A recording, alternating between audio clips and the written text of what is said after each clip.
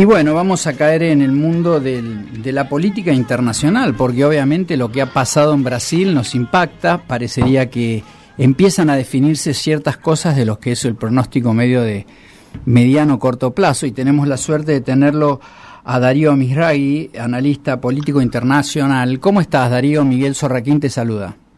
Hola, ¿qué tal? ¿Cómo andás? Un gusto. ¿Qué decís? Bueno, contanos un poco así la primera mirada que podemos tener sobre el universo Bolsonaro. Bueno, Bolsonaro probablemente sea el candidato que llega a la presidencia, yo diría, más controversial de la historia reciente de América Latina. Yo creo que no hay, al menos en los países grandes de la región, y estamos hablando del más grande, el más rico y el más importante de la región, sin duda, que es Brasil, un presidente que llega tras una larga carrera política construida a partir del cultivo al extremismo, a las agresiones, al rechazo de las minorías, a los ataques a homosexuales, comunidad LGBT en general, negros, mujeres, digamos, es un defensa de la última dictadura militar, de la tortura como elemento inclusive para aplicar contra delincuentes comunes. En fin, es una historia muy muy complicada la que tiene Bolsonaro, y es un discurso que considerando la fuerte crisis política que viene atravesando Brasil desde hace ya varios años, que dejó y en alguna medida vació de legitimidad a los principales partidos políticos, bueno, este personaje emergió como una respuesta para buena parte de la población brasileña ante ese vacío que había creado la crisis de los partidos políticos tradicionales, ¿no? Y bueno, estamos ahora ante la expectativa de cuánto de lo que él ha pregonado durante todos estos años va a plasmarse ahora desde el Palacio de Plan Alto, ¿no? Cuánto podrá bajar a la realidad. Darío Eltano Pazman te saluda, ¿cómo estás? ¿Qué tal? Un gusto saludarte. ¿Me escuchás bien? Sí, te escucho. Bárbaro. Darío, ¿considerás que el votante de Bolsonaro espera lo que dijo Bolsonaro, o dentro del hartazgo dijo, bueno, lo voto a pero lo voy a controlar de alguna manera? Bueno, imagínate que él acaba de sacar el 55% de los votos, ¿no? Son muchos millones de personas. Evidentemente no se puede decir que más de la mitad de la población brasileña sea racista y homofóbica, digamos, ¿no? O sea, evidentemente Bolsonaro ha tenido siempre un núcleo duro de seguidores, ¿no? Él desde más del año pasado, él aparecía después de Lula primero en las encuestas con un 15% de intención de voto, que yo creo que ese es un núcleo duro. Personas que están bastante de acuerdo con su pensamiento, que tienen una visión muy muy crítica respecto de muchos avances de que se han dado en el último tiempo en el mundo, vinculado a una mayor igualación entre hombres y mujeres, a la mayor tolerancia a la diversidad sexual y religiosa, y ante eso, bueno, quieren a alguien fuerte y demás. Después, creo que el grueso de sus votantes es efectivamente, como un poco planteas, personas que están profundamente desencantadas con una clase política como la brasileña, que primero no ha sabido dar respuestas a los problemas socioeconómicos, porque si bien durante los años de Lula, los que retomó un poco el crecimiento económico que ya venía de la época de Fernando Henrique Cardoso, mucha gente salió de la pobreza, hubo mucho crecimiento económico, como un poco se dio en toda América Latina. La verdad es que desde 2015 Brasil está en una crisis económica, o sea, Brasil no crece desde hace por lo menos 4 años. Recién se espera que el año que viene Brasil vuelva a tener un pequeño crecimiento por encima del 2% anual, y además de esos problemas, digamos, de limitaciones económicas, tenemos, una clase política que explotó por los escándalos de corrupción, que como se vio, digamos, en la operación Lavallato y todas las investigaciones judiciales que se sucedieron en estos años, desde las principales figuras políticas, no solo del PT, que obviamente como fue el partido que gobernó es el que está más apuntado, sino también del PSDB, están atravesadas por esas denuncias, y bueno, es un desprestigio muy grande, ¿no? No hay que olvidarse que en 2016 hubo un impeachment, ¿no?, contra una presidenta, que era Dilma Rousseff, que yo creo que también profundizó la crisis y el desencanto con los principales partidos políticos, y eso llevó de vuelta, cuando hay momentos de crisis, de inestabilidad, muchos votantes, aunque no tengan ideas extremistas, se apoyan en figuras fuertes que le prometen romper con todo lo que hay y recuperar un pasado mejor, que es lo que tiene Bolsonaro con este discurso de vamos a reconstruir el mejor Brasil. Claro está que no nos va a sorprender para nada, que o es bastante común y encima sale dicho por varios políticos acá, que los presidentes generalmente tienen un discurso de campaña y que después la realidad a veces hacen cosas que no tenían nada que ver con lo que ellos decían, ¿no?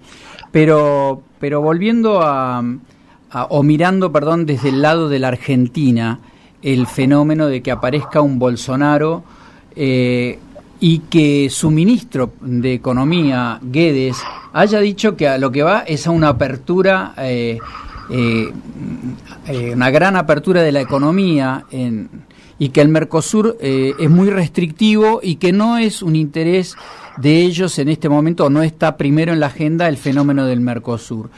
Eso, digamos, en alguna medida también apoya un poco la concepción liberalista Macri, ¿no? Sí, yo creo que efectivamente es interesante esta última declaración que hace Paulo Guedes, ¿no? Porque se puede leer de dos maneras, ¿no? Por un lado, efectivamente, él dice el Mercosur no va a ser prioridad, es una organización demasiado cerrada, muy ideologizada, no, así tal cual está no sirve, lo cual uno podría decir, bueno, eso va a afectar a la Argentina porque es el principal socio comercial y si el Mercosur no pierde importancia, eso podría afectar los intereses del país. Pero al mismo tiempo, la crítica viene no por el lado de cerrarse más, digamos, como podía estar la amenaza, si se quiere, si el PT ganaba, de una política económica por ahí más proteccionista y más restrictiva, sino todo lo contrario. La crítica de Guedes al Mercosur es porque es demasiado limitado, porque no ha sido lo suficiente, no ha sido un verdadero mercado libre como por ahí es la Unión Europea, sin trabas aduaneras, sino que ha sido mucho más restringido. Y entonces desde ese punto de vista yo creo que más allá de la posición del Mercosur, que yo creo que efectivamente hay una idea bastante común entre la administración Macri y la administración Bolsonaro, al menos en la cabeza de Paulo Guedes, respecto de ir hacia un Mercosur con mayor apertura comercial, y creo que en este sentido tiene mayores posibilidades la idea de un tratado de libre comercio con la Unión Europea, que es algo que hace muchos años se viene discutiendo, sino que por sobre todas las cosas, si hay un Brasil más abierto comercialmente, bueno, eso es una oportunidad para el mercado argentino, que como sabemos el principal destino de exportación es Brasil. Entonces para la industria automotriz y en otras ramas industriales que exportan a Brasil, si hay en Brasil más dispuesto a abrirse y con más crecimiento económico, considerando las proyecciones que son bastante alentadoras para los próximos años, yo creo que eso en lo inmediato puede beneficiar económicamente a Argentina. Pero el abrirse también quiere decir que la política arancelaria debería ponerse bajo una órbita de acuerdo, y abrirse implica bajar las restricciones arancelarias para los productos que vengan, a los efectos de que bajen incluso fenómenos inflacionarios, porque vendrían cosas que en la actualidad no se pueden hacer acá, ¿verdad? Bueno, digamos, hay que ver, si que Brasil se abra, eso no necesariamente tiene un correlato directo en que Argentina se abra, eso habrá que verlo, digamos, ¿no? Cómo se avanza en ese sentido. Yo lo que diría es que, en principio, para Argentina le conviene un Brasil más abierto que un Brasil más cerrado, en primer lugar. En segundo lugar, si, Brasil le va a decir a Argentina, ok, yo dejo que entre en tus productos y vos también te abrís, que es un poco lo que pasa con los tratados de libre comercio, que es, bueno, los dos nos abrimos y hay algunos sectores que van a verse beneficiados y otros sectores que se van a ver perjudicados, como suele ocurrir cuando hay mayor competencia. Eso, como siempre, es algo que podrá generar sus conflictos, porque siempre la apertura genera ganadores y perdedores. Pero me parece a mí que a largo plazo, y si uno lo mira en el caso argentino, después de la fuerte devaluación que hubo este año, la realidad es que hoy Argentina, está en mejores condiciones de aceptar una mayor apertura porque ganó competitividad con el tipo de cambio, ¿no? Entonces, en ese sentido, por eso creo que hay algo desde lo cual uno se puede apoyar para decir que hay un futuro un poco más alentador en la relación económica y comercial con Brasil. Sí, además me imagino que también hay problemas que son relativamente parecidos, que tiene que ver con el fenómeno Odebrecht y el tema cuadernos, porque hay todo una revalorización y ver sobre qué empresas se van a poner a trabajar para que la cosa camine, ¿no? Tanto allá como acá.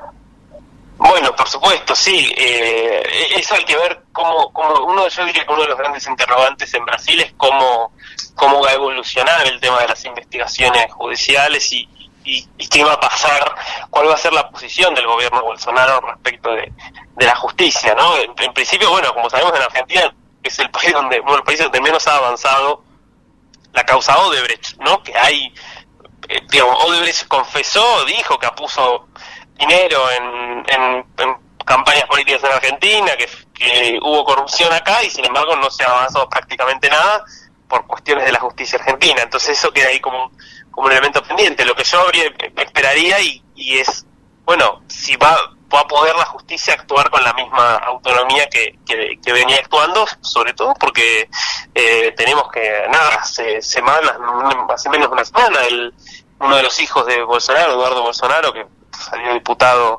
federal por San Pablo, hizo directamente una amenaza muy concreta y muy brutal hacia el Supremo Tribunal Federal cuando le preguntaron sobre la posibilidad de que investigue al padre o avance en alguna causa contra el padre, diciéndole, bueno, mandamos un cabo y un soldado y con eso lo intervenimos y ponemos fin a eso, ¿no? Entonces hay que ver con qué libertad van a contar ahora los jueces brasileños para investigar, digamos, personas que puedan estar vinculadas al gobierno Bolsonaro o al círculo íntimo Bolsonaro, que bueno, lo cual puede cambiar un poco el escenario.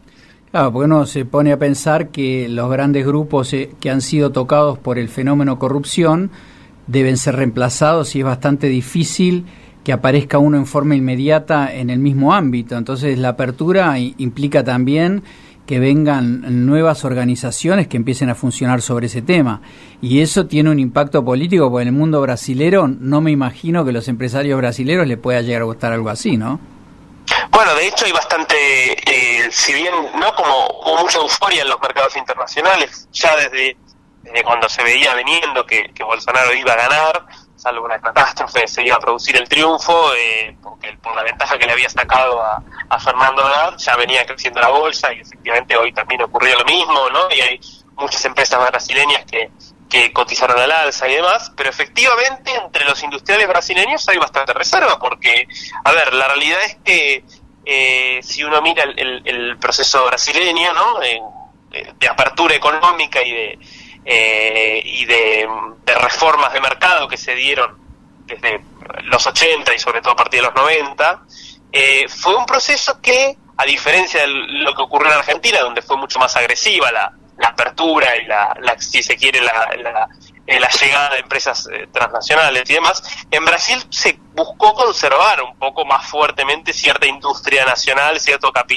capitales de la industria en rubros estratégicos, como no sé, la aeronáutica, por ejemplo, y entonces, bueno, hay como más reticencia, me parece, en ese sentido, a aceptar una apertura total como la que un poco plantea Paulo Guedes, que no es solo apertura, sino también avanzar más en las privatizaciones. Otro ámbito en el cual Brasil no avanzó tanto como Argentina en los 90. Claro. Entonces, claro, ahí sí hay sectores dentro del empresario brasileño que, si bien no que bajo ningún concepto querían al PT, bueno, miran con algún recelo este discurso tan agresivo en términos de mercado que propone Paulo Guedes. Ahora esto dentro del universo Macri con un año electoral que lo debilita porque hay ciertas cosas de, digamos, mediano plazo que tendría que ponerse a decidir, le va a ser complicado poder sostener algunas presencias, sobre todo durante el año que viene, porque este año ya me parece que está medio jugado todo, pero va a haber una disputa de quién es el que maneja el fenómeno mercosuriano, ¿no? Bueno, hay que ver cómo se va acomodando todo, ¿no?